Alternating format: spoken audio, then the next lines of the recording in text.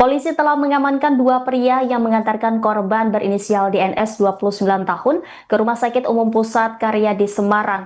Dua pria ini merupakan saksi kunci karena telah membawa korban DNS dari Hotel Citra Dream Imam Bonjol, Semarang ke rumah sakit tersebut.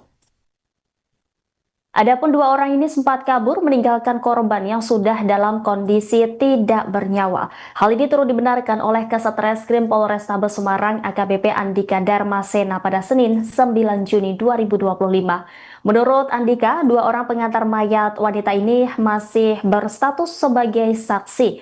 Andika belum merinci dua peran dari dua pria ini pun dengan identitasnya. Selain dua pria yang mengantarkan korban, kepolisian juga mengambil keterangan dari pihak hotel. Download Tribun X sekarang, menghadirkan lokal menjadi Indonesia.